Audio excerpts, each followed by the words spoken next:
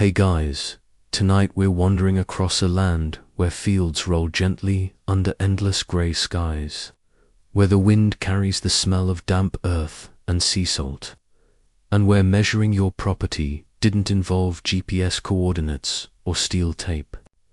Measures, but a cow. Yes, an actual cow, plodding along at its own lazy pace, deciding how much land you'd own. You, with your modern shoes and probably a coffee still clutched in your hand, would not last a day here. Not only because it's cold enough to make your eyelashes freeze, but also because you'd have to follow that cow for hours over lava fields. And trust me, cows don't exactly hurry. So, before you get comfortable, take a moment to like the video and subscribe, but only if you genuinely enjoy what I do here. Let me know in the comments where and when you're listening, your city, your time zone. I love picturing all of you scattered around the world, tucked in with headphones. Now, dim the lights. Maybe turn on a fan for that soft background hum. And let's ease into tonight's journey together. The grass beneath your boots is slick from the constant drizzle. Ahead, a spotted cow trudges forward, its bell giving a faint, hollow ring each time it lifts its head. This is how land is measured. In medieval Iceland, cows walk from one point to another, its steady steps defining the boundaries of wealth and survival. No surveyors with neat charts, just a farmer watching an animal, trying not to look too anxious, because the distance the cow decides to cover could mean the difference between thriving and starving through the long winter. You notice the farmer. Beside you, his woolen cloak smells faintly of lanolin, his hands are cracked from cold and salt air, and his expression is that of a man silently negotiating with fate, via livestock. He claps the cow's rump lightly, murmuring encouragement, in Old Norse words that sound half like a prayer, half like a threat.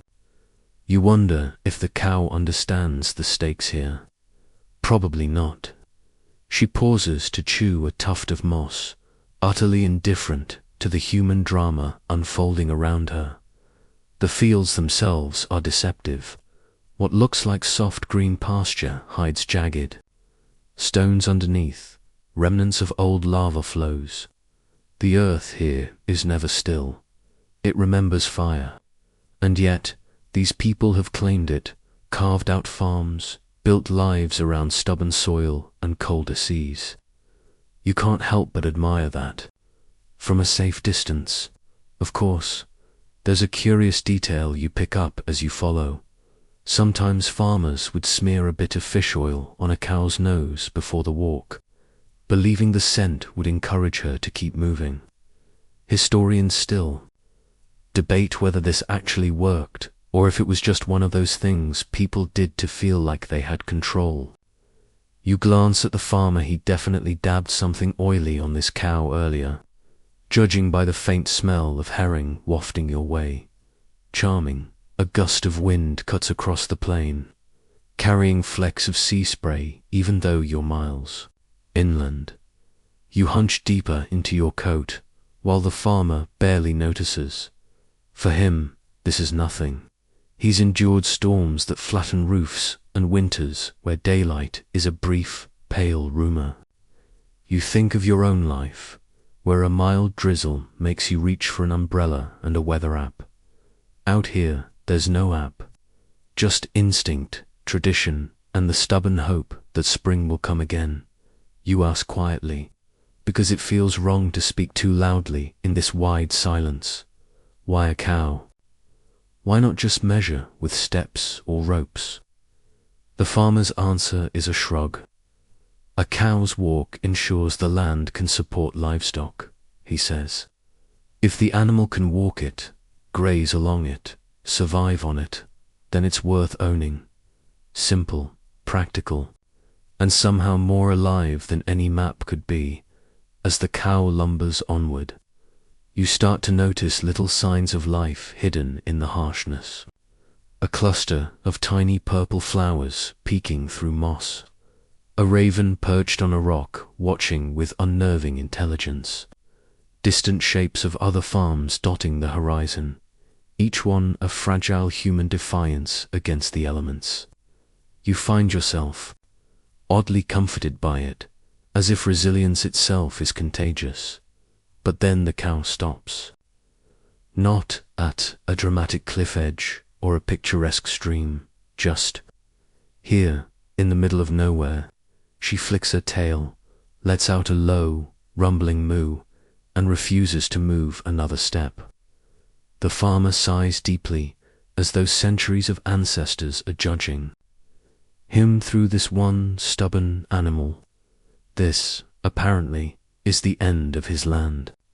He marks it with a small cairn of stones, pats the cow on the flank with resigned affection, and turns back. You trail behind, thinking about how something as mundane as a cow's patience could shape lives, fortunes, and even feuds. Later, when disputes arose, people would argue over how far a cow had walked, sometimes violently. It's strange, isn't it, how the boundaries of survival can rest on 4 hooves and a grazing schedule. The farmer whistles softly, and the cow starts ambling homeward. The sky has darkened, clouds press low, and the air tastes faintly of coming rain. You pull your cloak tighter, feeling the dampness seep in, and wonder what other curious customs this land holds. You have a feeling this is just the beginning. The cow's bell fades into the distance, a soft, steady sound in the growing dusk. The wind sharpens as you leave the fields behind, chasing the memory of that cow's bell toward the edge of the island. The air grows saltier here, stinging your lips, and the horizon stretches wide and grey. Ahead, the sea thrashes against black cliffs, sending up bursts of spray that glitter briefly before vanishing back into the gloom. You're not alone, shadows move along the shore, broad-shouldered figures in wool and leather, hauling heavy bundles off long, narrow boats pulled high onto the sand. Viking settlers. You've seen them romanticized in shows, all braids and battle axes, but here they are, tired, damp, and looking mostly like people who just survived a terrifying voyage across the North Atlantic. Your boots crunch over volcanic rock, uneven and treacherous. The sound is almost musical when mixed with the low murmur of voices and the rhythmic slap of waves. One of the settlers glances at you as you approach a young woman with wind-burned cheeks and hair plastered to her face. She adjusts the strap of a wooden chest digging into her shoulder and gives you a nod that says, wordlessly, "Don't just stand there, help." You hesitate. Carrying things isn't really your specialty. She rolls her eyes and moves on. The ships they've arrived in are long, slender vessels with carved prows shaped like snarling beasts. The wood smells of pitch and salt, every plank a testament to survival against relentless seas. You watch as a man kneels by one, checking its hull for cracks. He runs his fingers over the seams, his movements quick and practiced. This boat is life to them.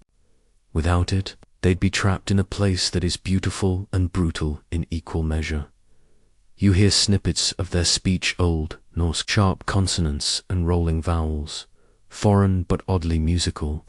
They argue over where to build their first shelters. A small hill inland offers some protection from wind, but the ground there is rocky. Near the shore is easier for fishing, but vulnerable to storms. They weigh risks aloud, their voices rising and falling like waves themselves.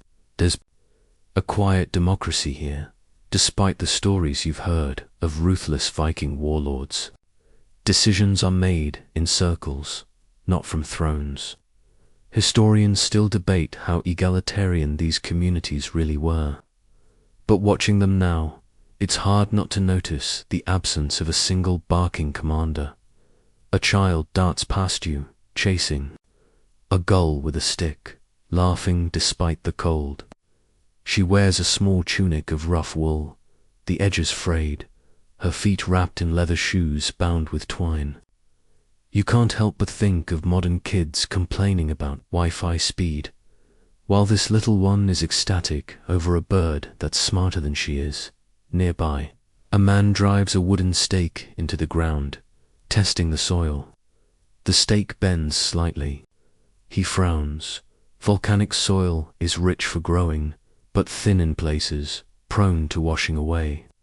They'll need to build turf walls to hold it, maybe haul seaweed to enrich it. It's a delicate balance fighting the land without destroying it. A woman kneels beside a fire pit, coaxing flame from damp moss and splinters. Her fingers are raw, her breath slow and steady as she shields the tiny flame from the wind. When it catches, a small cheer rises from the group. Fire here isn't just warmth, it's hope, civilization flickering against an indifferent wilderness. You catch the scent of smoked fish wafting from one of the bundles, a reminder that these settlers came prepared. They knew what they were walking into. Iceland wasn't exactly a secret paradise waiting to be discovered. It was a gamble, a promise of land and freedom in exchange for hardship and isolation. You wonder what drove them to it. Overcrowding back home, adventure, desperation, maybe all of the above. Another gust rattles your cloak, and you glance toward the sea. Out there, the waves seem endless, cold and alive. Behind you, the land stretches in a stark palette of grey and green, dotted with moss and rock. No cities, no roads, just raw possibility. The settlers move among it with purpose, shoulders hunched against the wind but steps sure. They will make this place theirs, one stone, one fire, one stubborn day at a time. As the sun dips low, though low here means a kind of perpetual twilight. You notice one man pausing to look back at the sea. His face is unreadable, but you imagine he's thinking of the home he left behind, of fields and family far to the east. Then he turns away and lifts a heavy beam onto his shoulder. No turning back now. You follow them inland, the sound of the waves fading behind you, replaced by the rustle of wind through sparse grass and the thud of stakes driven into earth. This is the beginning of a new life, carved from stone and weather. And you're walking right alongside them, boots still crunching on volcanic soil, heart oddly warmed by their quiet determination. The wind has a way of crawling under your skin, here sneaking through every seam in your clothes, nibbling at your bones until even your teeth feel cold. You follow the settlers inland, over uneven ground, until you see shapes rising from the earth ahead. At first, you think they're just mounds of grass-covered hills, lumps in the landscape. But then you notice smoke curling lazily upward from narrow chimneys, a grey thread unravelling into the pale sky. Turf houses, not built on the land, but of it. You crouch near one, brushing your fingers over the walls. They're thick layers of soil and sod stacked like a living quilt. It feels springy, damp on the outside, but surprisingly firm. A door stands low and narrow, wooden and weathered, as if the house is half hiding, bracing against the relentless wind. The door creaks as someone pushes it open from within, and warm air breathes out a rush of peat, smoke, wool, and something meaty cooking. You almost melt right there on the threshold. Inside, it's dim but cozy. The ceiling is low, the beams dark with age, and your head almost grazes them as you step in. Your boots sink slightly into a floor covered with woven mats. The hearth at the center glows softly, a small fire crackling beneath an iron pot. Around it, a family huddles close. A woman spinning wool with practiced hands, a man repairing a tool, a boy dozing with his head on a dog's side. The dog opens one eye to look at you, as if to say, "Shut the door, you're letting the cold in." The contrast to outside is almost shocking. Out there, the wind gnaws at you.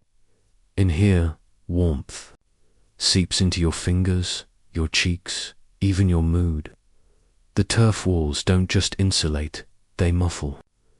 The howl of the wind fades to a distant hum, like a lullaby for the stubbornly alive. You think of your modern house with its central heating and insulation you've probably never thanked. Here, every degree of warmth is fought for and cherished. You reach out to touch the wall from inside. It's surprisingly dry, lined with wooden panels to keep out dampness. Above, smoke drifts toward a hole in the roof, slow and lazy, painting the rafters black. There's a faint scent of herbs hanging in the Aranjalika, maybe used to freshen the space and, some believe, ward off illness. Historians still argue whether that worked or if it was simply a way to make the indoors smell less like people living too close together. Either way, you're grateful for it. A girl, no older than 12, offers you a wooden cup. You sip cautiously hot broth, salty and rich, probably made from fish and whatever else they could spare. It spreads warmth through your chest, chasing away the lingering chill. You thank her. She just grins, her teeth slightly crooked, her eyes bright in the firelight. You glance around and notice clever details everywhere. Hooks near the ceiling for drying clothes, benches doubling as storage, beds built into the walls like snug little alcoves. Everything has a purpose, nothing wasted. The house itself feels like a living organism, breathing, adapting, holding its people like a mother holds a child. Outside, the wind howls again, louder now, as if angry that you've escaped it. You imagine what storms here must be like: snow piling against the door, darkness stretching for weeks. And yet, these people endure, wrapped in warmth they've built with their own hands. You can't help but respect that. The man at the hearth catches your eye and gestures to the door. You take the hint. Time to leave them to their evening. Stepping outside is like stepping into another world. The cold slaps you immediately, the wind tugging at your cloak like a petulant child. Behind you, the turf house settles back into the earth, almost disappearing against the landscape. Smoke still drifting gently upward, defiant against the endless sky. As you walk on, you glance back once more. That little glow in the dark, fragile, stubborn, warm sticks with you. Out here, survival isn't loud. It's quiet, steady, and carved from the very ground beneath your feet. The warmth of that turf house fades quickly as you climb a gentle rise, boots sinking into soft, springy ground. The air smells different, here grassy, earthy, and faintly of lanolin. When you crest the hill, you stop. The landscape ripples outward in waves of green and grey, dotted with hundreds of woolly shapes. Sheep everywhere. Their bleats rise and fall like some strange choir. A sound that's oddly soothing until one particularly loud A-way bellows right behind you, making you jump. A shepherd waves lazily from a distance, a crooked staff in hand, his woolen cloak flapping in the breeze. He doesn't come to you. Instead, he whistles, a sharp, trilling sound, and a small, wiry dog darts from his side. The dog races through the flock with practiced precision, weaving, circling, guiding the sheep as if by telepathy. You watch, fascinated, as the animals respond almost instantly, bunching together and moving toward a stone enclosure below.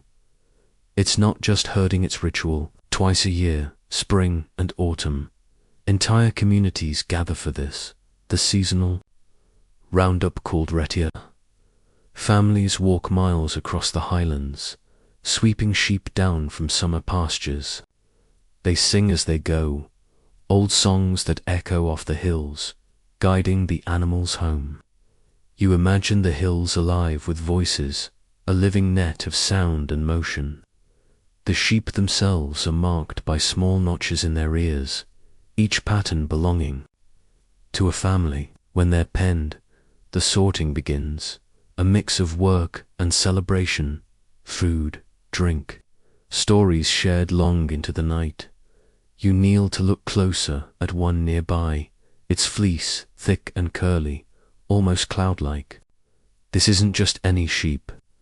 Icelandic sheep are a breed, apart sturdy, resilient, and, surprisingly, diverse. Some have 2 horns, some 4, a few even 6, spiraling like twisted crowns. Their wool is double-layered, soft inner fibers for warmth, coarser outer guard hairs for protection. The sweaters you see in gift shops centuries later, they owe their origin to these hardy creatures. The shepherd ambles over now, his face lined by wind and years, his eyes bright with quiet humor. He gestures to the flock, muttering something about how people underestimate sheep. You laugh, thinking of their reputation as dim, docile animals, and he shakes his head. They remember paths, he says, tapping his temple. Better than some men. You believe him when one away slips deftly around the dog, dashing uphill toward freedom, only to stop at the ridge, look back smugly, and then wander right into a patch of grass she clearly prefers. A cloud passes over the sun.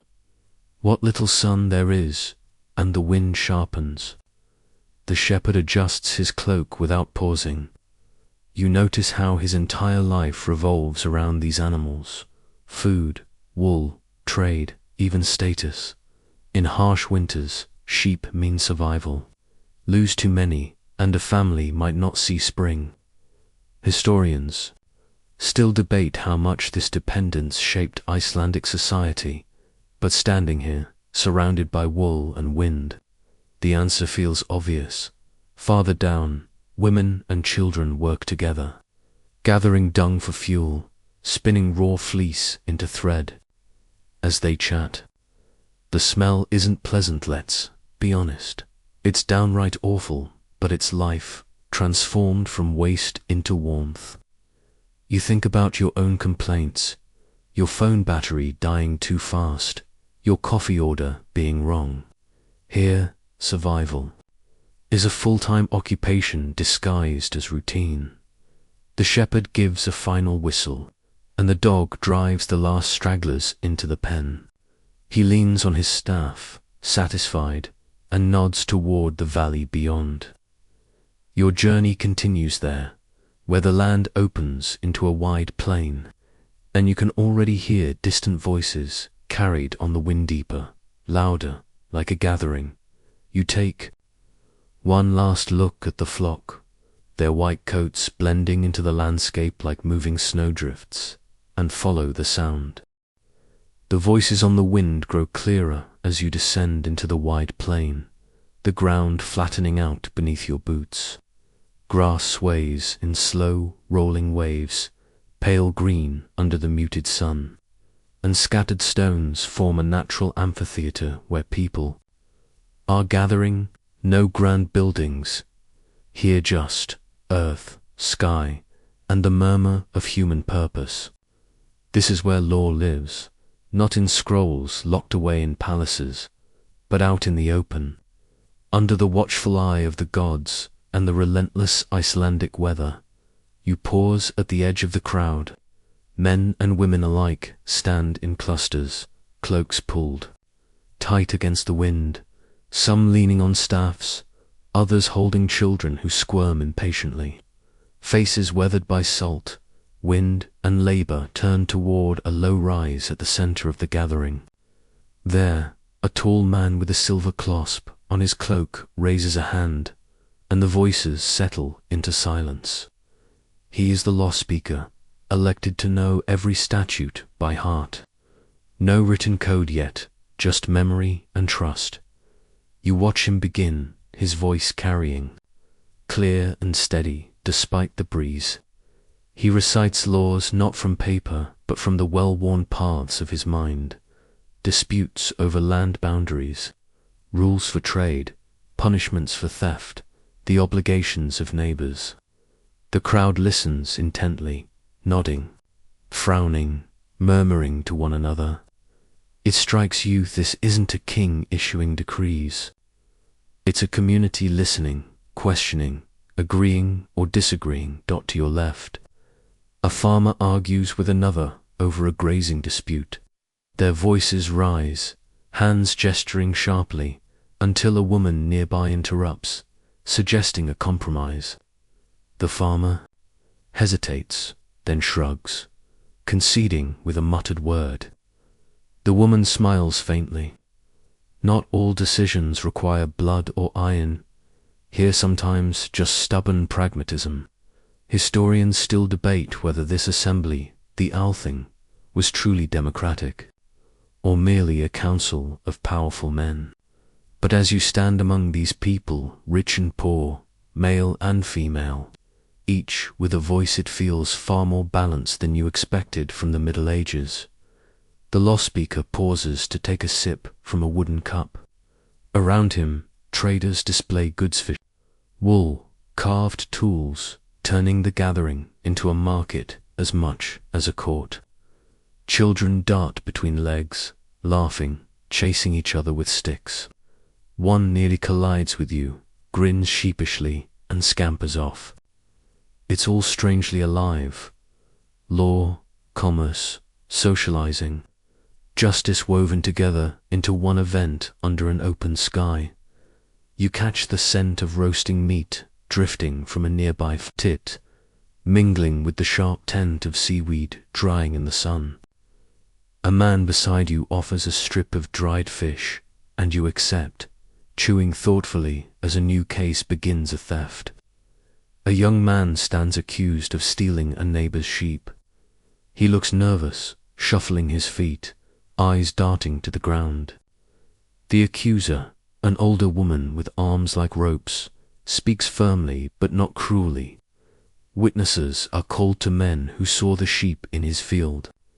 The law speaker listens, then consults briefly with others before delivering judgment, restitution, not revenge. The boy must return the animal and compensate with labor, not blood.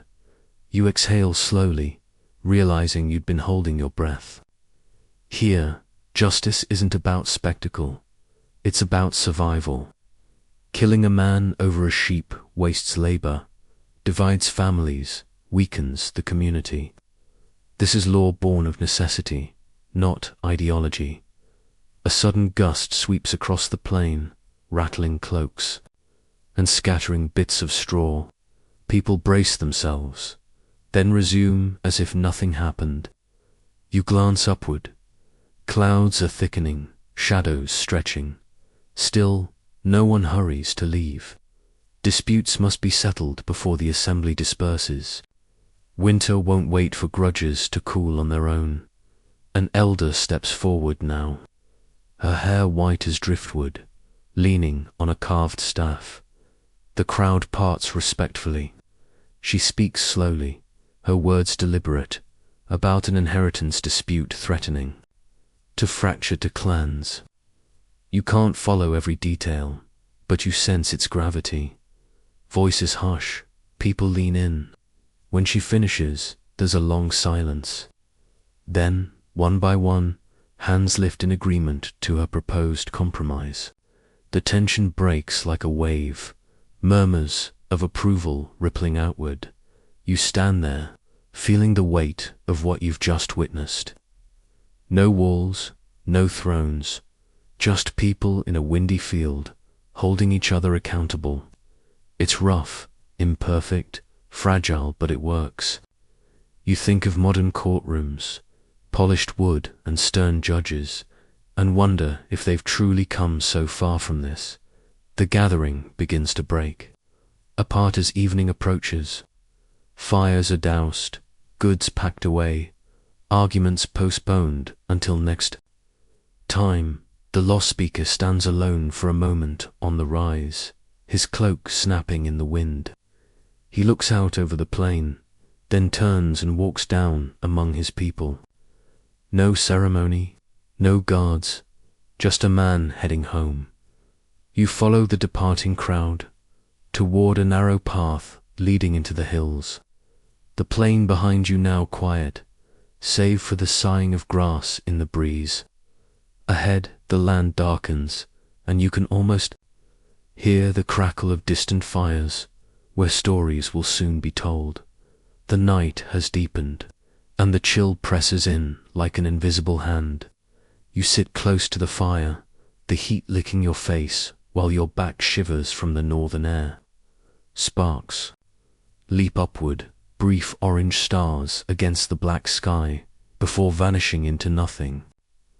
Around you, a small circle of figures leans inward, cloaks pulled tight, shadows long and restless. This is not mere warmth you share. It is story, memory, identity. The storyteller begins without preamble. His voice is rough, shaped by salt wind and long winters, but it carries with ease over the crackle of the fire. He does not read, there is nothing to read from.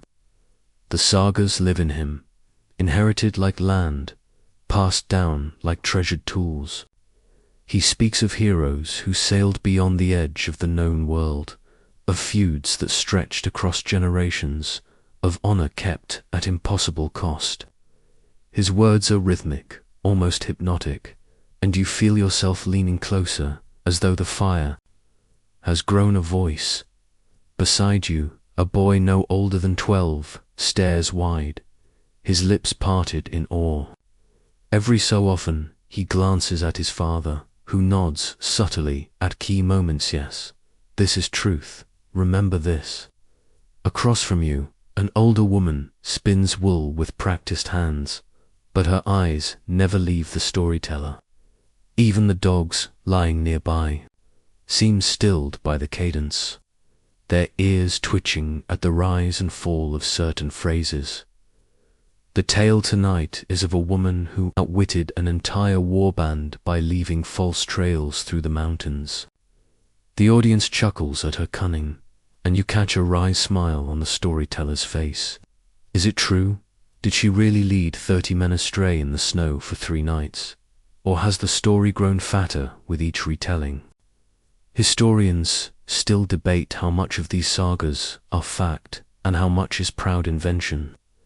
You suspect the truth lies somewhere between, like a coin dropped into deep water, visible for a moment, then lost in shifting currents. A gust of wind rattles the birch trees beyond the circle, and someone tosses another log on the fire. The flames leap higher, illuminating the faces around you, creased, freckled, scarred, young, old. They are not passive listeners. They react in murmurs, laughter, sharp intakes of breath. This is not entertainment alone. It is teaching, remembering, binding a people together. Through these stories, a farmer becomes kin to a warrior. A fisherman shares in a king's triumph. The storyteller's hands move as he speaks, drawing invisible maps in the air. A fjord here, a hall there, a sword flashing in the sun. His shadow jerks and twists across the ground, as if acting out the battles he describes. You almost believe you can see them, long ships cutting through dark waves. A figure standing defiant on a rocky shore, blood steaming on snow. For a moment, the centuries between you and them collapse, and you are simply here, listening as they did. Then the tale shifts. The hero you admired makes a cruel choice, and a hush falls over the group. The boy beside you frowns. The woman spinning wool, shakes her head slightly. The saga does not forgive its characters. It shows them as flawed, human. Perhaps that is why they endure, because even legends here have mud on their boots. The story ends not with a cheer, but with quiet reflection. The storyteller lets the silence linger, as if inviting the night itself to respond.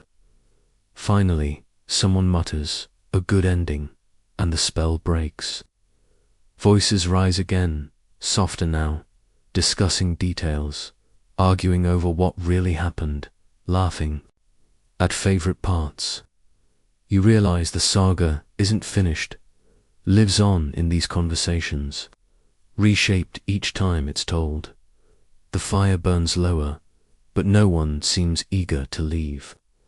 You feel a strange warmth in your chest, not just from the flames, but from belonging, however briefly, to this circle of listeners. You think of your own time, where stories are written down, fixed, unchanging. Here they breathe. As you rise to stretch your legs, you glance once more at the storyteller. He's staring into the coals, lips moving faintly, perhaps rehearsing tomorrow's tale, or maybe inventing something entirely new. You smile to yourself, wondering how much of what you just heard was ever true, and, deciding it doesn't really matter, you step away from the fire. The darkness beyond thick and cool, carrying with you the warmth of voices that refuse to die. Ahead, the land yawns open, waiting for the next day, the next story, the next gathering, and behind you, a single spark shoots upward, vanishing into the night. The river breathes mist this morning, a silver veil lifting slowly as the sun struggles to rise.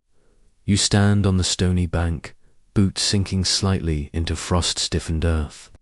The air smells of brine and pine needles, sharp enough to wake even the sleepiest soul. Somewhere downstream, water gurgles under thin sheets of ice, while gulls wheel overhead, their cries cutting through the silence like thrown knives.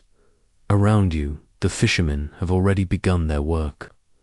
They move with quiet efficiency, as if each gesture has been repeated 1,000 times before.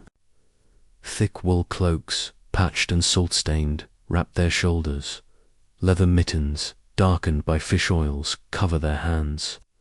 One man hums tunelessly as he knots a net, his breath fogging in the cold. Another kneels by the water, testing its edge, with a long pole before casting his line into a narrow, unfrozen channel. These rivers, treacherous in winter, feed entire communities. You watch as a group further out on the ice works in coordinated silence. They have cut neat holes through the frozen surface and lowered wide, weighted nets beneath. When they haul, the ice creaks ominously, but no one flinches. Up come silver-bellied trout, wriggling angrily, their scales catching what little light there is. A boy no more than 10 rushes forward with a basket, grinning as his father ruffles his hair. His excitement is infectious. You find yourself smiling. Despite the numbness creeping into your fingers, one of the older men notices your interest and beckons you closer. He lifts a small pale fish from a bucket hardly larger than your palm, with translucent skin and faint golden spots. "Alphafisker," he mutters, the word carrying a certain reverence.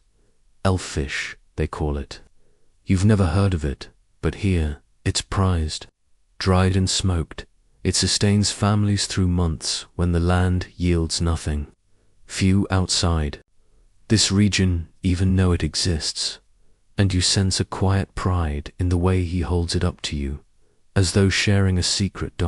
As the morning drags on, the rhythm of their labor becomes almost meditative. Cast, wait, haul, sort, repeat. It's easy to forget how dangerous this life is.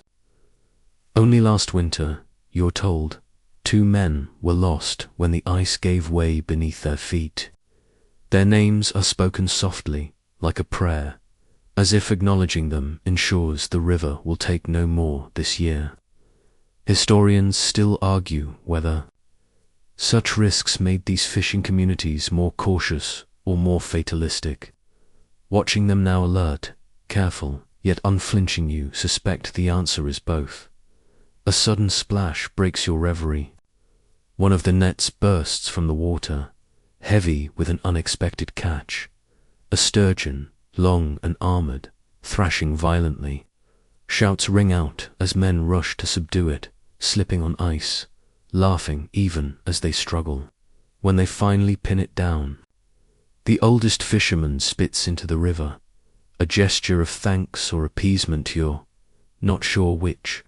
Superstition, practicality, gratitude, they blur together here, like mist over water. The catch continues. The baskets fill, and soon the air smells of fish and smoke as fires are lit to begin preservation.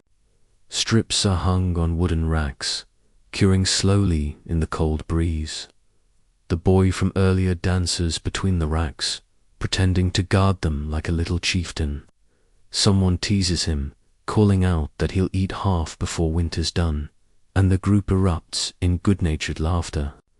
You can't help but think this laughter, light, defiant, is as vital as the food they gather. By midday, the sun sits weakly above the horizon, and the fishermen pack up. Nets are coiled, holes in the ice, marked with branches for tomorrow's return. As they shoulder their burdens and head back to the settlement, you take one last look at the river. Its surface is calm again, concealing the life and labor beneath. It strikes you how much of survival here is hidden beneath ice, beneath hardship, beneath an unspoken agreement with nature itself. You follow the group, the crunch of snow beneath your boots oddly satisfying.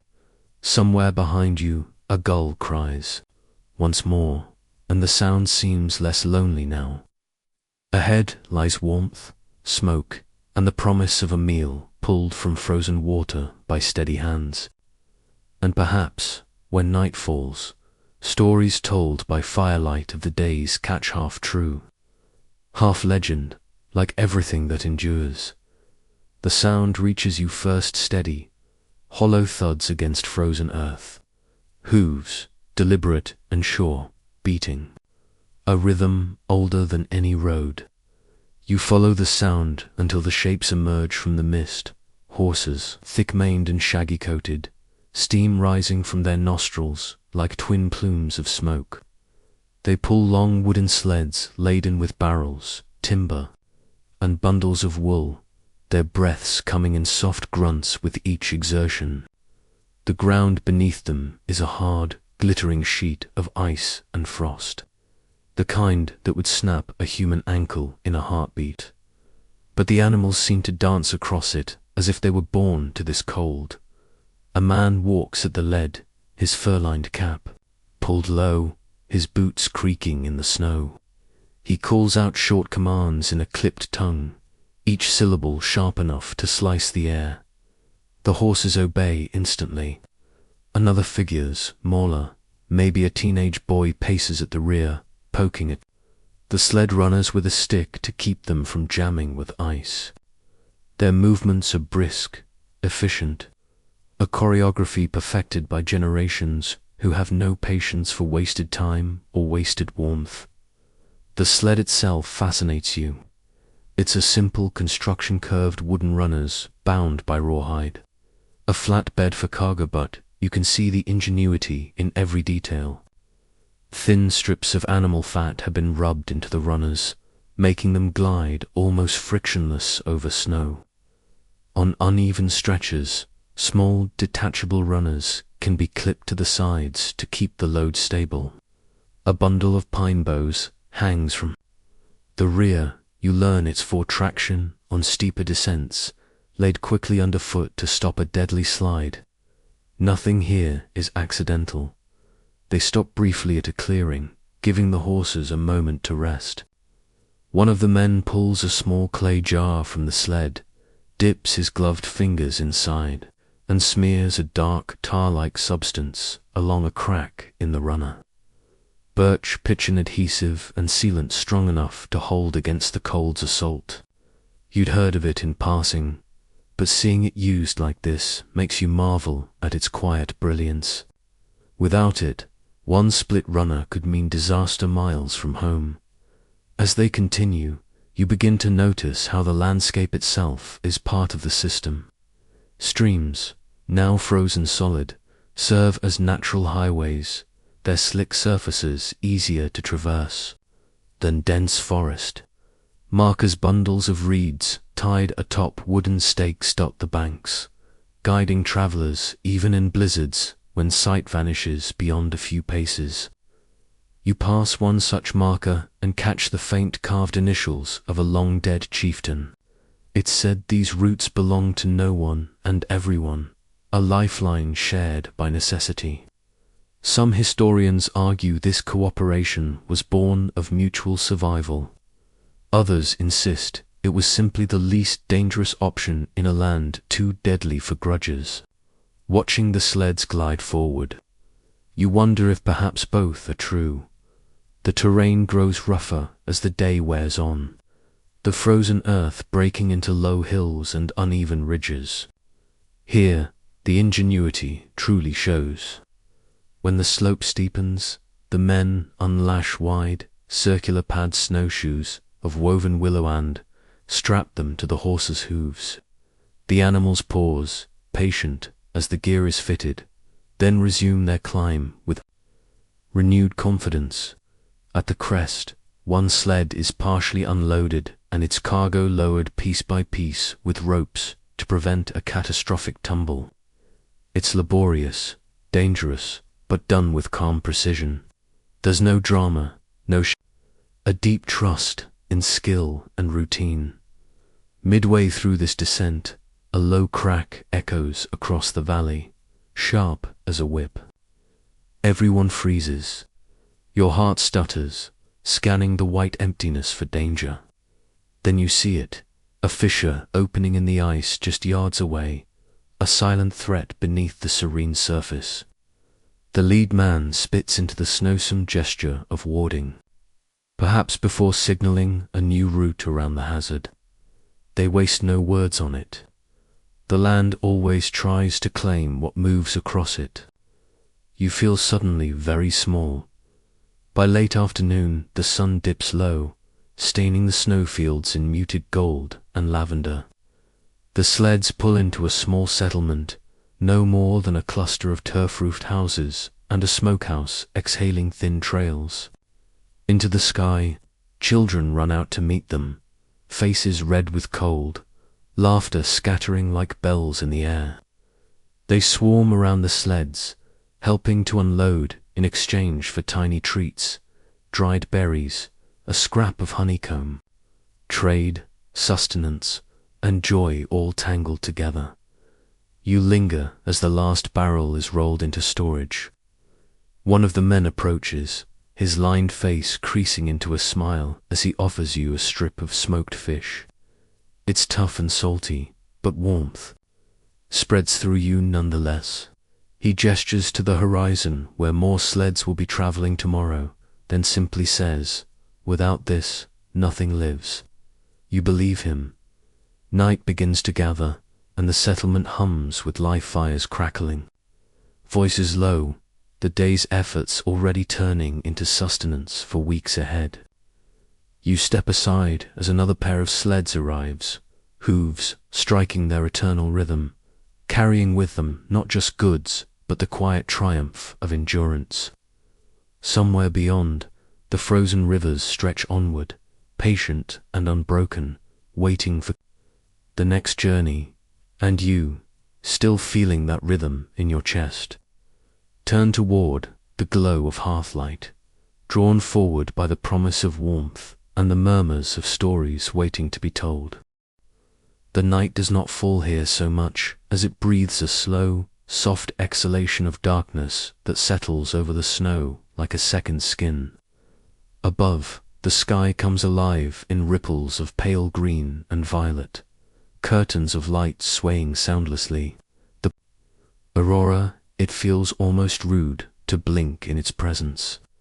You stand at the edge of a small cluster of turf houses, their earthen walls barely distinguishable from the frozen ground, and you notice movement shadows slipping between doorways, quiet as foxes. You follow, curiosity tugging at your sleeve. The figures make no sound except for the faint crunch of snow under their boots, each step deliberate. A woman, wrapped in a thick wool cloak, carries a small lantern whose flame she shields carefully from the wind. Another man carries nothing but a bundle under his arms, something long and narrow, perhaps a fiddle, perhaps not. They do not speak, but when one catches your eye, there is no alarm, only a brief nod as if to say, "Come if you dare.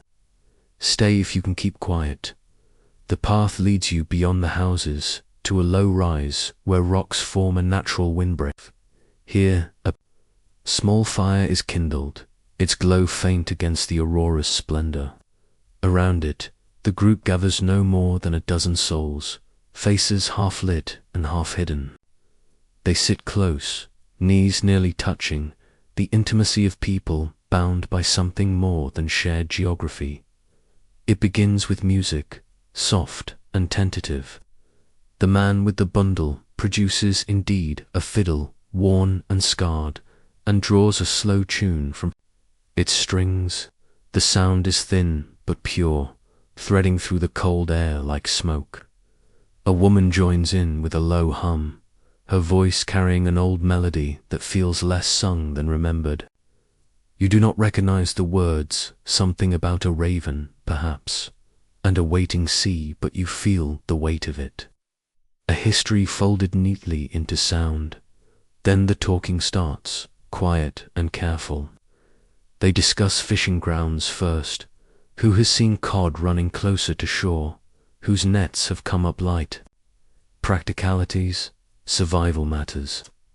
But soon the conversation tilts, like a sled on uneven ice, toward things that are not for public ears. A dispute with a distant landowner, rumors of an unfair tax, whispers of a ship arriving from the continent with new ideas. One man leans forward, his breath steaming in the frigid air, and murmurs a name.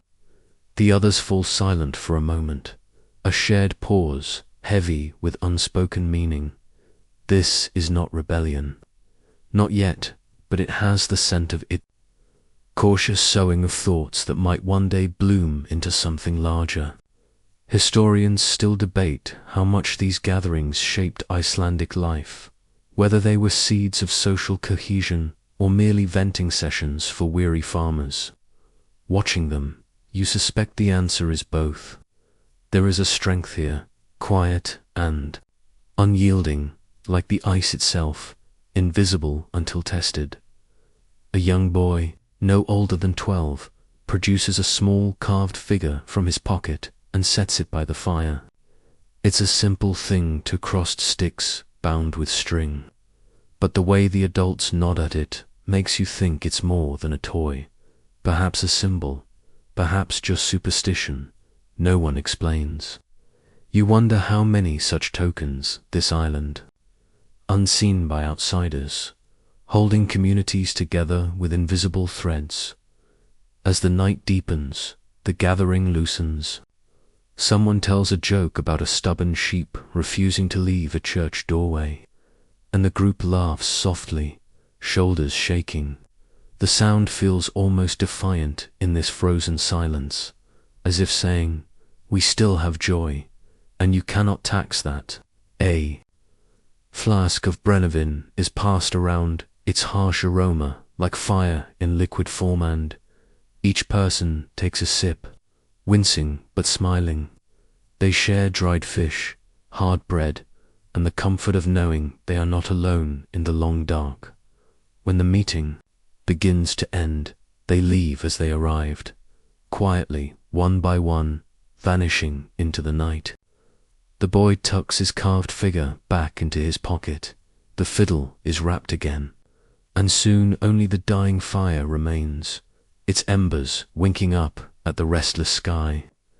You linger, reluctant to go, feeling the warmth of their whispered unity long after it has faded. Above, the aurora shimmers brighter, as if approving, its colors weaving like threads across the heavens. You think of the invisible networks below, the ones that bind lives in secret strength, and wonder how many stories are hidden in this land, waiting for nights like this to be told. A sudden breeze brushes your cheek, carrying with it the faintest scent of wood smoke from the settlement.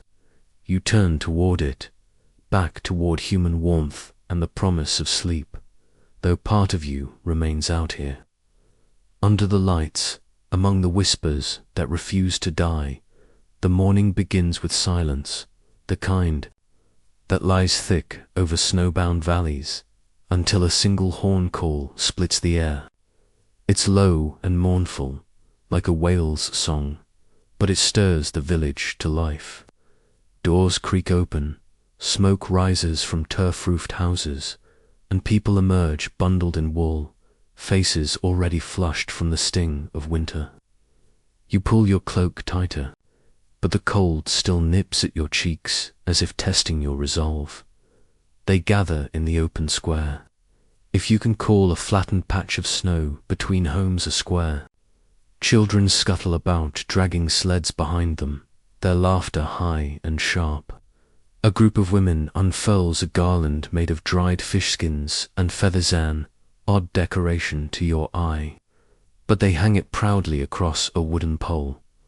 One man beats a drum fashioned from seal hide, the rhythm steady and insistent, calling more neighbors to join.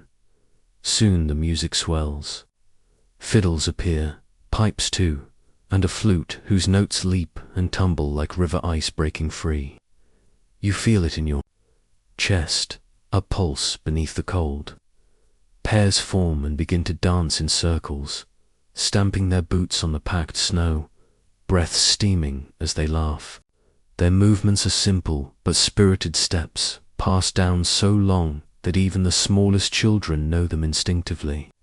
You join in, hesitantly at first, then more sure as the rhythm catches you. The ground is hard and your toes are half-numb, but somehow that only sharpens the joy. At the festival's center stands a carved wooden pole, darkened with age and polished by countless hands. Around it, a quieter ritual unfolds. An elderly woman places a small bundle at its base, birch twigs bound with wool, and whispers words you can't quite catch. One by one, others do the same. Bits of bread, feathers, carved charms. Historians still debate what these offerings meant. Were they to honor land spirits, to beg for luck in fishing, or simply to feel a connection to those long gone? Watching the solemn faces, you suspect it is all of these at once. Suddenly the drumbeat quickens. A shout goes up, and a figure bursts into the square wearing a shaggy sheepskin, horns strapped to his head, and a painted grin. Children squeal and scatter, then chase him in return, throwing handfuls of snow. The spirit of winter, someone tells you with a grin. Every year he appears, every year they mock him, and somehow this makes the season feel less cruel. It's hard not to laugh when he slips, horns askew, and lands flat on his back, only to pop up with a triumphant roar. Food emerges as the sun, pale and fleeting, dips lower. Bowls of fermented charquias.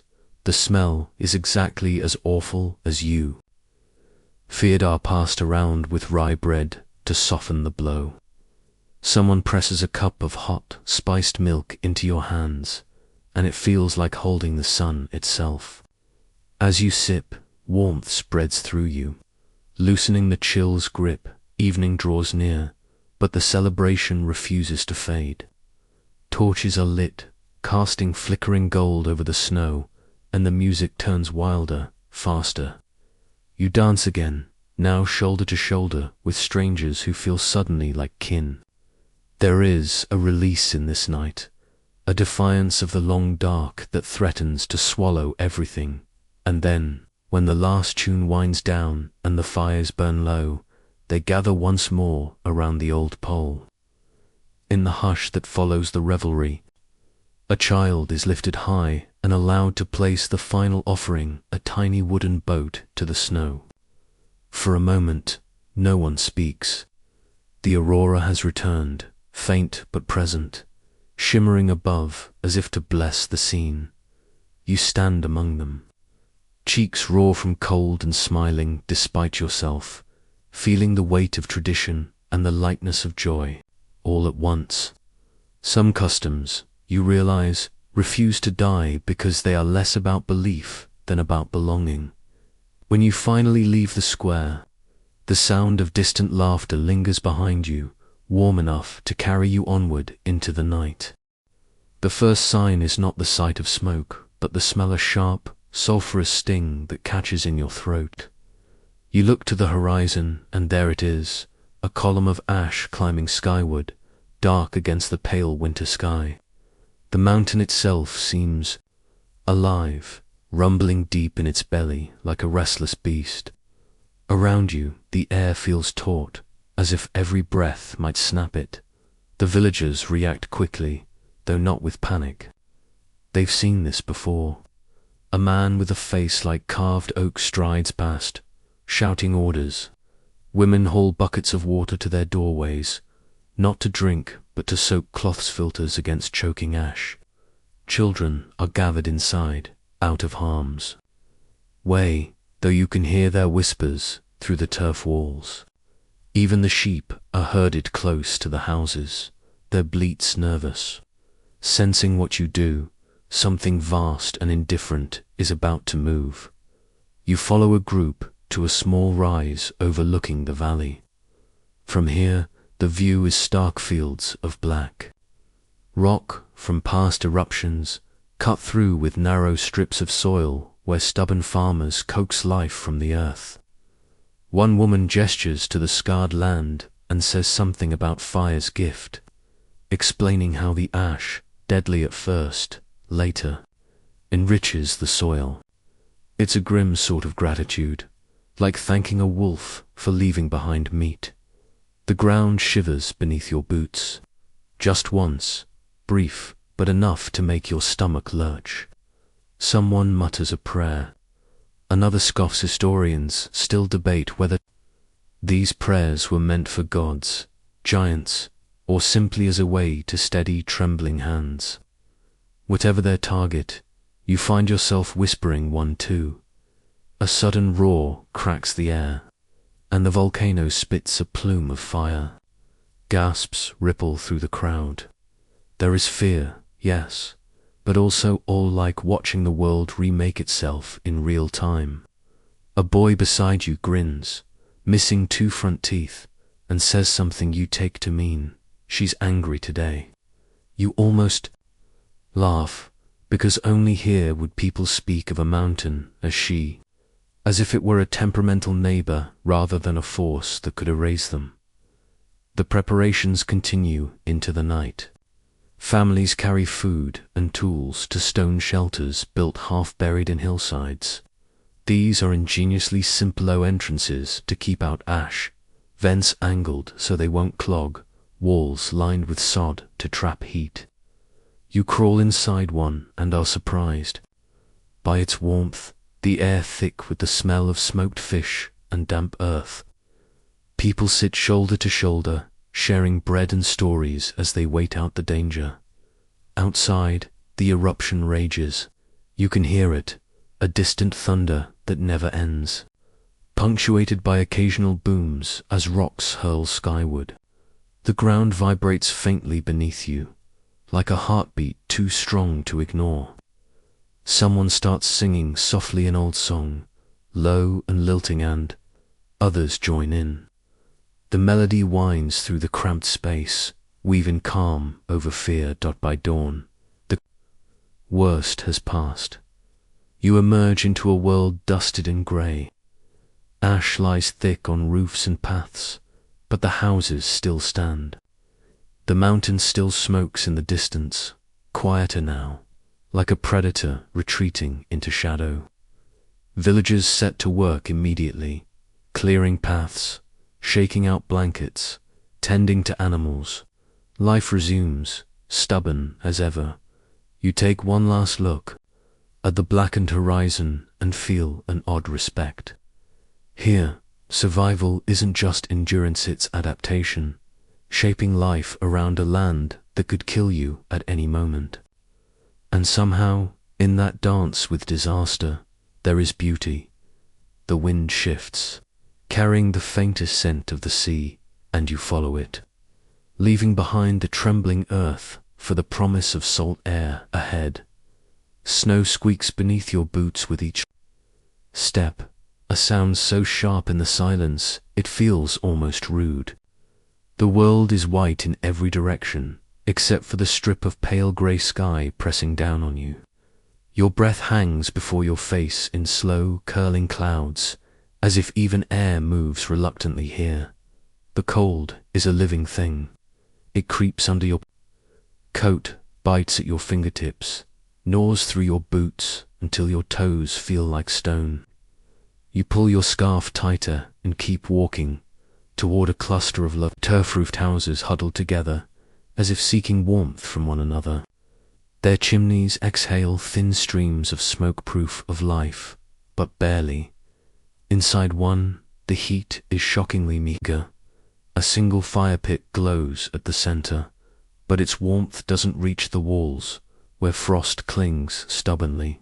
Families sleep on raised platforms covered in sheepskins, crowding together for body heat. You notice a small hole in the roof above the fire, a simple chimney designed to let out smoke, but not warmth, ingenious in its minimalism. A woman tending the flames shows you how she mixes dried seaweed with animal dung to make fuel that burns long and steady. It smells like low tide and regret, but it works. Food here is not abundance, it is strategy. You watch as a man unwraps a barrel of fermented charkets, stench enough to make you blink back tears. He slices off a piece with practiced ease, offering it like a host proud of his finest delicacy. You hesitate, but curiosity wins. The taste is complex, in the way licking an old boot might be considered complex. Yet this, along with dried fish and hardy root vegetables, sustains them through months when nothing grows. Lesser known still is their trick of storing milk in sealed sheep stomachs, allowing it to ferment into a tangy, nutritious drink that lasts through the season. You almost wish you didn't know that. Outside, survival demands constant motion. You follow a boy no older than 12 as he checks snares set along a rocky ridge. He moves with quiet efficiency, using knowledge passed down through generations, where foxes tread, how to read the wind, when to risk going out on thin ice. At one point, he stops, kneels, and presses his ear to the ground. You mimic him and, to your surprise, hear a faint, rhythmic thump. He grins and gestures, reindeer moving beneath the snowpack, finding lichen where you see only death. This is a land of secrets, and he knows them all. The darkness might be worse than the cold. Days blur into night, and night lingers like an uninvited guest. People here fight it, not with grand gestures, but with small rituals. You sit with a family as they light a single oil lamp and place it in the center of the room. Its flame is weak, barely illuminating their faces, but they gather around it as if it were the sun.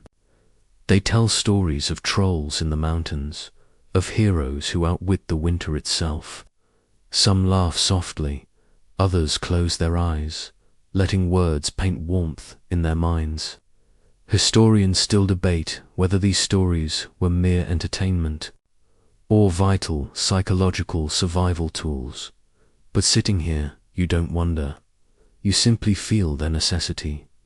Later, you venture out again, drawn by the sound of bells. In the distance, a group of villagers hauls a sled piled with driftwood, scavenged from a faraway shore. They sing as they pull, a steady rhythm to keep the blood moving and the mind from despair. You join in, though you don't know the words, letting the melody carry you forward through the snow-laden dark. For a moment, the cold recedes, not because it has lessened, but because you have stolen its power. Back in the village, preparations for the long night continue. Meat is hung high.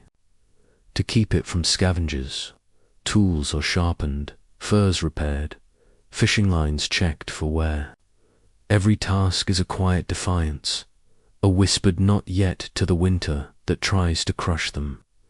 You realize there is a strange kind of beauty in this persistence, not romantic beauty, but the raw, unpolished kind that comes from refusing to bow when you finally lie down to rest in the dim warmth of a turf house.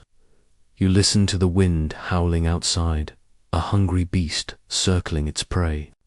But here, in this cramped room of flickering light and steady breathing, you feel something stronger than fear. Resilience, morning gore, what passes for it comes with no sun, only a slightly less oppressive grey. You step outside into the endless snow, leaving behind a village that endures, not because it triumphs over winter, but because it bends and survives beneath it.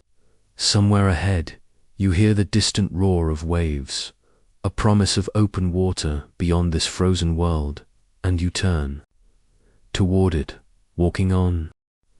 The harbour is not much to look at, just a crescent of black stone against a restless grey sea, but it thrums with quiet purpose. The wind carries the scent of salted fish, tar, and wet wool, a perfume no one would bottle, but everyone here depends. On you walk along the slick wooden pier, boots thudding softly, and watch as a narrow trading ship eases into place. Its hull creaks like an old man's joints, and ropes slap against the posts as men leap ashore to tie her fast. They look as if they have wrestled the ocean itself, faces leathered by wind, hair stiff with salt. One of them shoulders past you, carrying a barrel so heavy you swear the planks beneath your feet groan. He grins when he catches your eye, teeth startlingly white against his weathered skin, and mutters something you can't quite catch. It sounds like a joke, though possibly at your expense. The cargo is humble but vital. Dried cod stacked like firewood, woolen cloaks thick enough to repel a blizzard, carved walrus tusks gleaming like pale fire. These are the lifelines of this place, traded not only between villages, but across seas. You run your fingers over a length of fine cloth, impossibly smooth compared to the coarse homespun worn here. The merchant tells you, almost offhandedly, that it came from distant lands woven in England, dyed with a plant from the Mediterranean. You blink, surprised. In this lonely northern outpost, the world is closer than you imagined. Nearby, a woman haggles over a bundle of iron nails. They are precious here. Without them, ships cannot be built, roofs cannot hold against the storms. She argues fiercely, every word a hammer blow, until the merchant relents. She leaves triumphant, cradling her prize like treasure. You smile. Negotiation is clearly a blood sport here, and she is undefeated. A lesser-known truth reveals itself as you wander among the stalls. These traders are not merely fishermen with excess to sell, they are conduits of ideas. You overhear talk of a new technique for salting fish that keeps it edible for months longer, learned from sailors out of Bremen. Another man boasts of a navigational trick using the sun's shadow. On a carved wooden disc, a method said to have come from the East. You realize this place is not just surviving, It is evolving through the constant drip of foreign knowledge, and yet there is tension beneath the bustle. Some mutter darkly about outsiders bringing more than goods diseases, strange beliefs. Trouble. Historians still debate whether Iceland's embrace of Christianity centuries ago was truly chosen or quietly imported through these very harbors. You watch a priest in plain robes bless a departing ship, his cross catching a rare glint of light, and wonder how much of this island's soul was traded away in exchange for iron and grain. A sudden commotion breaks your reverie. The sailors are wrestling over what appears to be a sealskin. Voices rise, fists clench, and for a moment it seems violence will spill across the pier like fish guts. Then an older captain steps in, his voice low but cutting through the noise. He settles the matter with a few sharp words and a slap on each man's shoulder. Laughter erupts, tension dissolves, and the quarrel ends as quickly as it began. You marvel at how thin the line is here between conflict and camaraderie, how survival forces both in equal measure. As evening draws near, the harbor transforms. Torches are lit, their flames licking at the wind, and a low song begins among the sailors. It is a tune of departure, half prayer, half defiance. You stand at the end of the pier, watching ships sway against the darkening sea, each one a fragile bridge to another world. The tide rises, tugging at the hulls, and you can almost hear the heartbeat of this network pulsing outward east to Norway, south to England, even farther if the stories of ivory from Greenland and silk from beyond are true. You inhale deeply, filling your lungs with salt and smoke, and feel the hum of unseen connections stretching across the water. For a land so isolated, this place is anything but alone. The world comes here in pieces, cod, iron, cloth, ideas and leaves, changed in return. And tomorrow, when the ships depart again, so will you, carrying whispers of distant shores, stitched into the fabric of this icy island's life. The hilltop is quiet, but not empty. You tread carefully over uneven stones, boots whispering through frost-beaten grass, and find yourself before a ring of weathered stones. They stand like crooked teeth against a pale sky, each one carved with runes that time has almost erased. At their center lies a rough altar, strewn with offerings enamel bones bleached by the cold, a carved wooden figure smeared with something dark, maybe blood, maybe paint. You are not sure which unnerves you more. The air smells faintly of smoke and pine resin, though no fire burns. Someone has been here recently. You crouch and run your fingers over a small charm left on the altar, a simple disc carved with a sun wheel. It is smooth from handling, as if it has been carried in pockets, clutched in hands, prayed over for years. There is devotion here, yes, but also desperation and almost frantic hope that the world can be persuaded to be kind. A group approaches from the path below. Villagers, wrapped in thick woolen cloaks, faces solemn.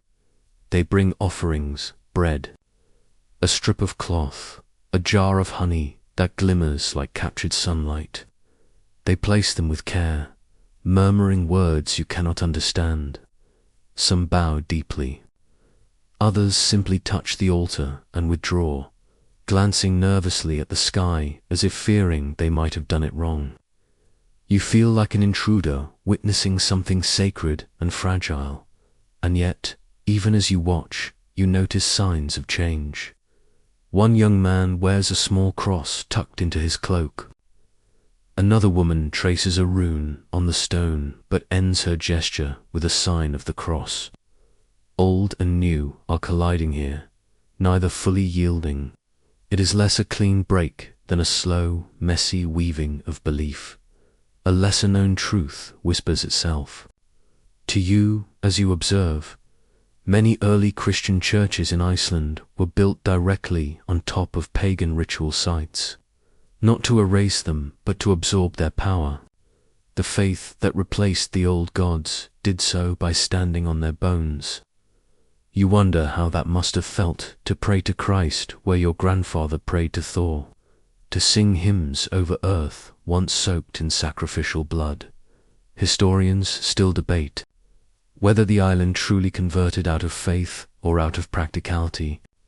Some argue it was a decision made at a political assembly in the year 1000, a single vote to avoid civil war rather than a groundswell of spiritual awakening. You imagine the scene: chieftains gathered in a smoky hall, weighing gods against grain imports, eternity against trade agreements. Not exactly the fiery drama of myth. You almost laugh, quietly, at how mundane salvation can be. Nearby, a priest in simple robes tends a tiny wooden church. Its door creaks open, revealing a dim interior where a single candle fights the gloom. He smiles faintly when you enter. Though there is a shadow in his eyes, he knows he tends a faith not yet fully rooted. The walls are bare save for a painted cross, but you notice, tucked behind it, a small Thor's hammer carved from bone. Insurance, perhaps. Even priests here hedge their bets. When you leave, the sky has deepened to indigo, and the wind cuts colder. From the hill, you can see both the ring of stones and the church below, each lit by a lonely flame. They seem less like enemies than uneasy neighbors, sharing the same earth, the same wind, the same stubborn people who refuse to let go of either world entirely. You pull your cloak tighter and walk on, the mingled echoes of old chants and new hymns lingering in your ears. Belief here is not a fixed thing, it is a shifting tide, pulled by fear, hope, and necessity.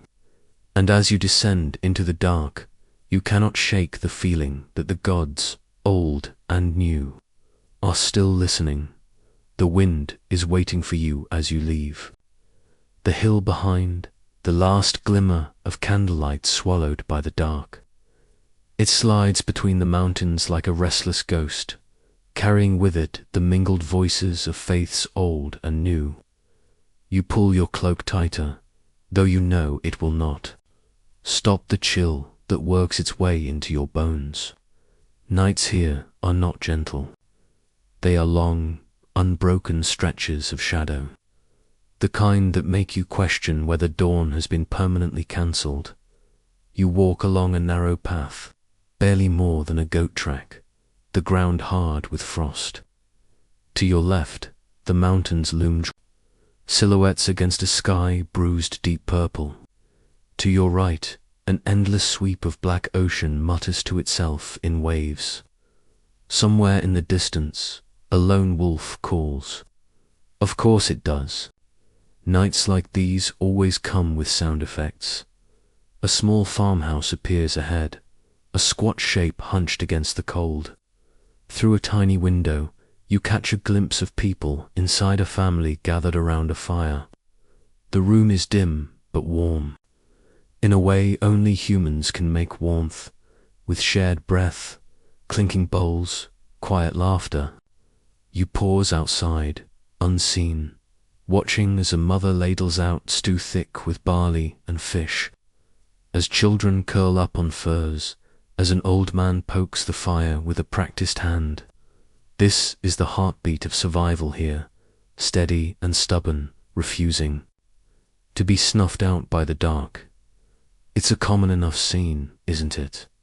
A family, a fire, food after a long day. It could be anywhere, anytime. And yet here, in this endless night, it feels almost defiant. You smile faintly. Humans have always been like this: fragile bodies, ridiculous optimism. It's what keeps them alive. Well, that and salted fish. A lesser-known truth stirs in your mind as you turn away. In medieval Iceland, People didn't just endure these long winters, they organized entire storytelling marathons to outlast them. Whole nights spent spinning sagas, riddles, and gossip. Everyone taking turns, because silence was the true enemy. You picture it, a smoky hall, alive with voices, the cold beaten back not by fire alone but by words, by shared imagination. Perhaps you've been part of one all along.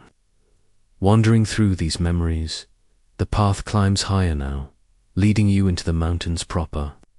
The wind rises, threading icy fingers through your hair, but you keep walking. Each step crunches. In the snow, like a metronome. Above you, stars bloom so many they seem to spill across the sky. The northern lights shimmer faintly, a green veil dancing in the distance. You stop, breath misting, and for a moment you simply stand there, small beneath the infinite. Historians still debate whether these lights held religious meaning for the Norse. Some say they were thought to be reflections from the shields of the Valkyries, others claim they were dismissed as nothing at all. You like to think both were true mystery and indifference coexisting, just as faith and doubt do in every age. You sit on a rock, letting the silence settle. It's not empty silence. It's full of all you've seen: the pagan stones and Christian crosses, the markets and harbors, the whispers of gods and the groans of ships, the stubborn fires of families who would not give up. It all drifts together now, blending into something larger, softer. You are part of it, and it is part of you. The night is no longer quite so cold. Your eyes grow heavy. Maybe you'll rest here, just for a moment. The wind hums around you, low and soothing, like a lullaby sung by the land itself. The mountains breathe around you as you close your eyes. The sharp edges blur first, their jagged lines softening into gentle slopes. The stars above seem to drift closer, not cold points of light, but warm, steady lanterns. The wind that once howled now sighs, brushing your cheek with a touch so light. You might imagine it. Beneath you, the rock is no longer hard, it's a cradle, supporting you as though the earth itself has decided to hold you. You hear faint voices, those of the family you watched, laughter threading through the dark, rising and falling like waves. Beyond them, the echo of old songs, voices chanting around a long-gone fire, the steady beat of a drum long silenced. They layer together until they are no longer separate, only one long, comforting sound. Your breath slows, the cold fades. The world contracts gently, like a hand closing softly around yours. Shapes melt into color, color into shadow, shadow into nothing at all. And yet it is not emptiness, it is fullness. A quiet fullness that asks for nothing and gives everything. The wind whispers again, but not with words, only with feeling. Safe now, rest. The night is long, but it will carry you. You let go, not falling but floating, deeper and deeper, until even the whisper fades into the silence you once feared but now welcome. Sleep comes like dawn in reverse and invertible, gentle, unstoppable. End of script. Sweet dreams.